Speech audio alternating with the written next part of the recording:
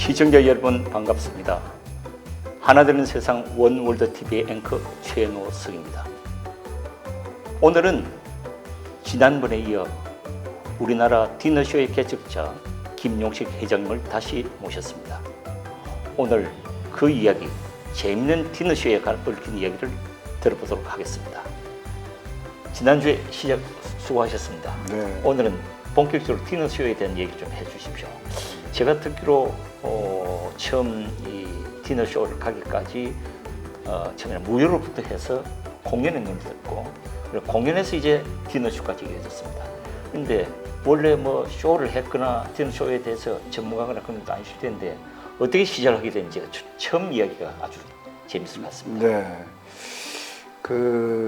지난주에 한번 말씀드린 대로 제가 무역 박람회 할 때 1970년대 중후반쯤 될 건데, 프랑스의 그 유명한 쇼가 있습니다. 리도 쇼하고 무랑루즈 쇼.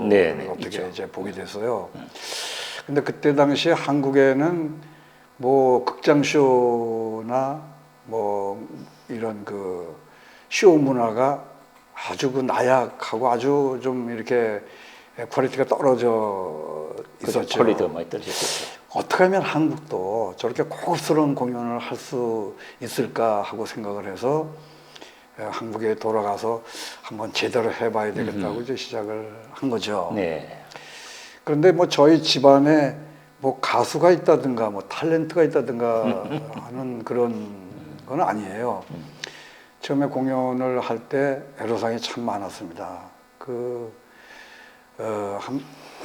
에피소드를 얘기하자면, 서수남이라는 가수가 말도 잘하고 노래도 잘해서 일반적인 그 개그맨들이나 사회자가 사회 보는 것보다는 저분이 사회를 보면 괜찮겠다는 생각이 들어서 접촉을 하는데, 네. 서수남 씨가 처음에 만나주지를 않는 거예요. 어허. 아니, 생전 이 공연업계에서 본 적도 없고 뭐 이름도 들어본 적이 없는 사람이 공연을 하자고 찾아와서 그러니 거절하는 거예요. 네, 네. 그래서 아니, 출연료가 얼마나 되냐, 그 출연료 내가 지금 다 드리면 되지 않냐, 그래서 뭐 안 하면 뭐 손해 볼 거 없지 않냐, 그 천신만고까지 전 설득을 하고 계약을 했습니다. 네, 네. 그 서수남 씨를 계약을 하고 나서 그 계약이 사회자가 선정되고 나서 그 계약서를 비워주면서 남진 씨도 그렇게 해서 계약하고, 계약서 된 가지고 또 또 뭐 남잔 김부자 씨도 그렇게 해서 계약을 하고, 뭐 거기 출연하는 가수들 뭐 그냥 하나하나 그렇게 이제 계약을 하게 됐죠. 그래서 이제 디너쇼를 시작을 했는데, 디너쇼를 사실은 하면서 가장 애로사항이 뭐냐면, 한국에서 디너쇼를 할 만한 가수가 그때도 그랬지만 지금도 마찬가지예요. 그저 그 시절에는 한 10명 안팎이고, 네. 지금도 디너쇼를 할 만한 가수가 20명 정도도 안 됩니다. 그건 왜 그렇습니까? 각종 많은데. 그 디너쇼를 1시간 반 2시간에 공연을 하려면 자기 노래도 많이 있어야 되고, 히트곡도 있어야 되고, 입담도 좋아야 되고, 1시간 반을 끌고 나갈 만한 가수가 그때나 지금이나 그리 흔치 그걸 않아요. 혼자서 끌고 나가는 거죠. 그렇습니다. 예. 그래서 그 이제 애로사항이 있어요. 그래서 이제 뭐 정말 국내에 이름 있는 가수들은 뭐 다 했죠. 뭐 남진, 나훈아, 패티김, 뭐 저 김수희, 현민 씨, 현숙, 전영록, 서른도 뭐 하여튼 현철 씨, 하여튼 돌아가면서 디너쇼를 다 했는데, 지금은 그렇게 그 쇼맨십이 있고 입담 좋은 가수들이 그리 많지 않습니다. 네. 이제 그 가수 문제가 해결되니까 그다음에 장소 문제도 참 애로가 많았어요. 그렇죠. 장소 넓어야 될 거다. 예. 그 디너쇼 고급스러운 데서 한다 그러면서 뭐 체육관 빌려다가 뭐 도시락 먹이면서 그렇죠. 할 수는 없지 않습니까? 그래서 이제 대한민국에서 최고의 호텔이 어디냐? 찾아낸 게 롯데호텔하고 하얏트 호텔입니다. 네. 롯데호텔은 하얏트 호텔에서 디너쇼를 한다 그러니까 나이도 젊은 데다가 호텔에 그 엄청난 밥값을 1,000명 정도 되는 호텔 밥값을 낼 수 있냐. 단번에 거절을 하는 걸 맨날 며칠을 찾아다니고 시간을 내서 설득을 했습니다. 그 호텔에다가 밥값을 계약금 50%를 내가 데포지트하고 공연하기 한 달 전에 풀 페이먼트 하면 뭐 어떻겠냐 해서 해당 호텔하고도 이제 그렇게 계약이 된 겁니다. 그래서 그 지금 생각하면 그 당시는 완전히 맨 땅에 헤딩한 그런. 그렇습니다. 이제 그때 당시에 제가 젊기도 젊었지만 그 시절에 해외 박람회 다니면서 수출도 하고 전시회 주최도 하고 해외 위문 공연도 하고 뭐 이러다 보니까 돈 걱정을 안 하고 했던 것 같아요. 네. 예, 그래서 이제 호텔에 그렇게 돈도 과감하게 계약금도 걸고 이제 그러고 이제 한 거죠. 그래서 네. 이제 그렇게 자리 잡기까지 10년 동안은 참 어려웠던 그런 그 시절이 있었어요. 그래서 디너쇼를 시작해서 10년간은 자리가 잘 안 잡혔군요. 그때까지. 네. 그때 기억나는 혹시 그 어떤 디너쇼가 어떤 것이 있는지. 그 우선 공연 문화가 우리나라 공연 문화를 조금 제가 요즘하게 그 제 모교의 그 칼럼을 지금 쭉 쓰고 있는데 네. 거기에 유료 관객과 무료 관객이라는 칼럼을 쓴 게 있어요. 네. 거기에 이제 무슨 얘기 썼냐면 오스트리아 비엔나 박람회 갔을 시절에 박람회 입장료가 그때 그 시절에 15불쯤 됐는데 아침 10시에 개막하면은 박람회장 입구에 오스트리아 대통령이 똑같이 줄을 서서 네. 그 발권을 해가지고 들어오는 거예요. 아하. 깜짝 놀랐죠. 아하. 들어와가지고 각 나라 부서를 다 돌아다니다가 대학생들하고 잔디밭에 앉아서 아이스크림 사서 대학생들하고 같이 먹으면서 하여튼 그렇게 하는 그런 걸 보고 깜짝 놀랐습니다. 네. 우리나라도 디너쇼를 하면서 가장 제가 마음 아픈 게 아주 높은 분들은 의뢰껏 초청하는 걸로 알고 있어요. 네. 그런데 그게 선진국 같이 이 공연 문화가 활성화되려면 솔선수범해서 발권해서 참여하고 뭐 소개도 하고 그래야 그 공연 문화도 발전이 되고 또 뭐 문화생활도 일반인들도 네, 즐길 수 있고 이제 뭐 그런 거라고 생각이 듭니다. 네. 그 가수들도 마찬가지입니다. 가수들도 대충 뭐 돈을 받은 게 있으니까 1시간 반, 2시간을 적당히 때우다가 내려가려고 그러는 그런 가수들도 못 가다 있습니다. 네. 그리고 목이 안 좋으면 가끔 그 립싱크 하려는 그런 가수도 있고 그런데 네. 그런 거는 뭐 좀 개선이 돼야 된다고 생각이 됩니다. 네. 그렇군요. 그렇게 해서 쭉 해오신 게 지금까지 재작년인가에 150회? 네, 작년 2019년도에 2019년. 제가 네. 배현정 디노쇼를 100회째 공연을 했어요. 네. 그래가지고 2019년도 그 해에 100회 기념 공연을 했죠. 한 500명 정도를 전원 다 무료로 초청을 해서 제가 헌정 공연을 디너쇼 100회를 유일하게 한 사람이다 그래가지고 헌정 공연을 했었습니다. 아, 네, 그렇군요. 네.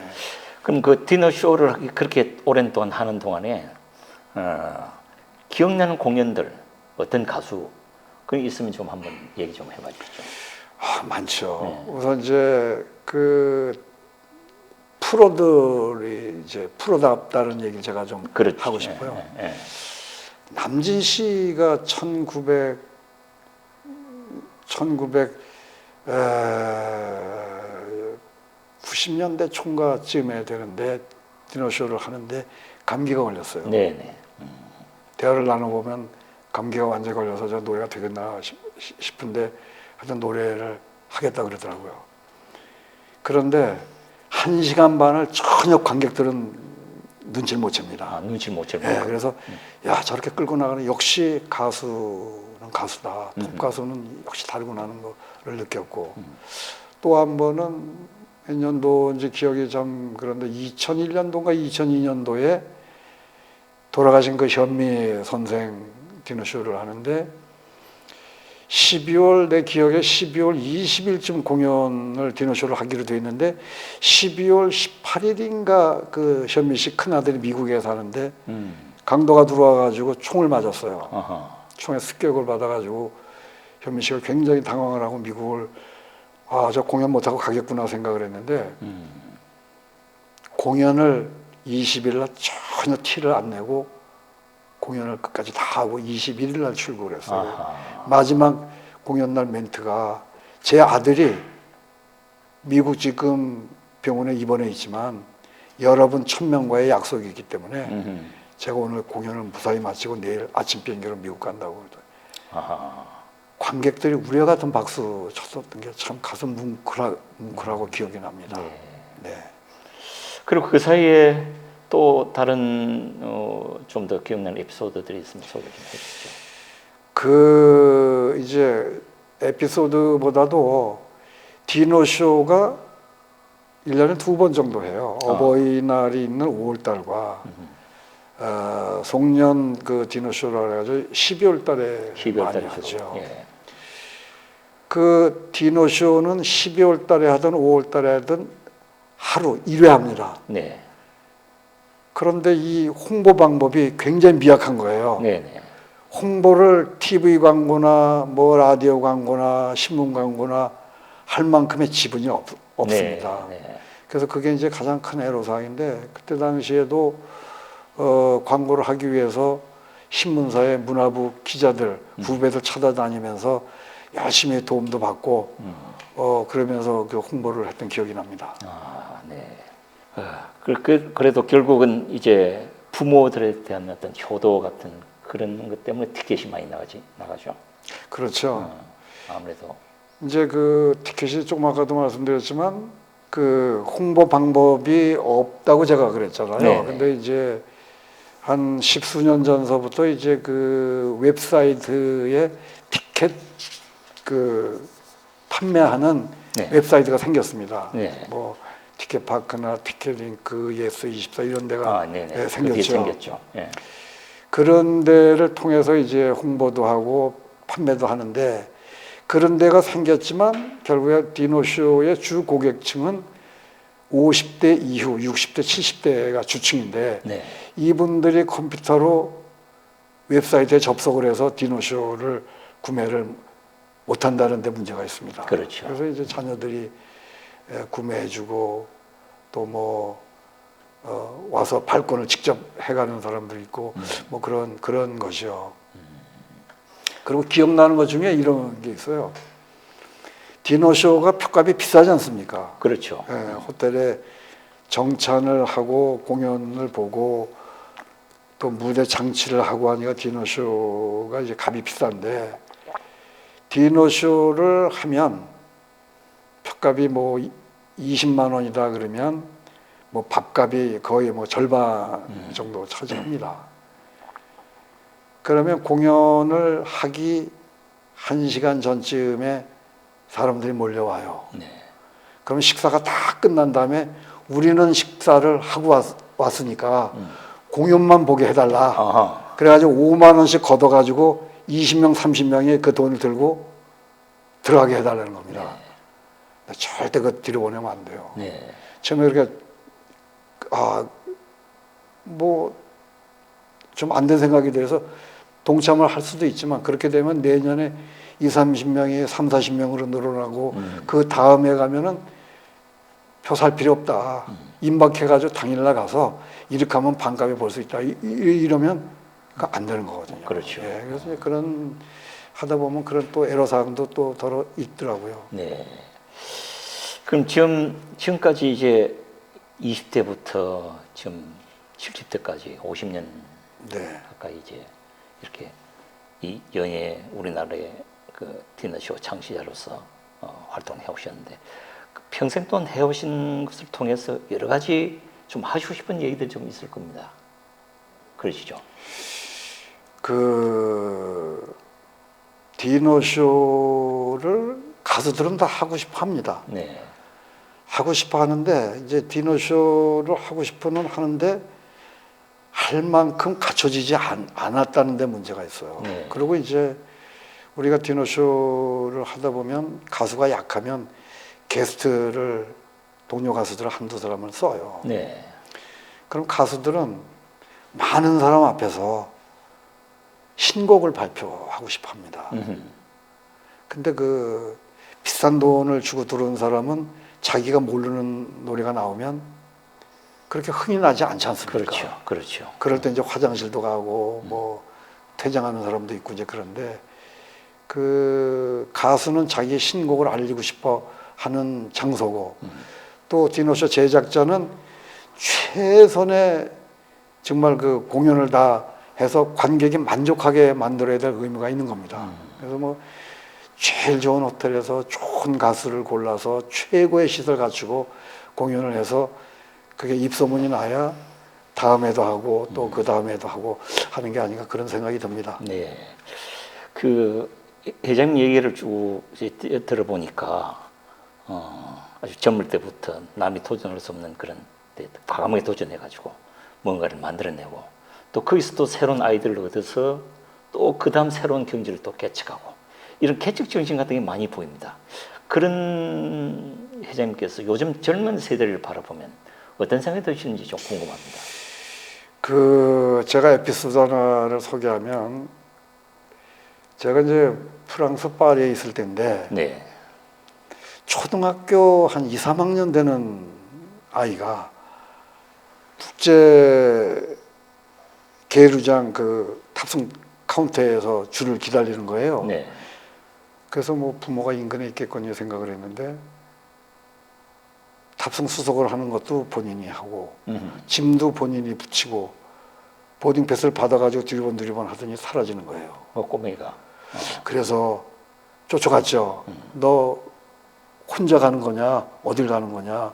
그랬더니 프랑스 여름방학에 그리스 사는 이모네 댁에 놀러 간다는 거예요. 네. 네. 지금은 많이 달라졌습니다만 그 시절에 한국 부모들이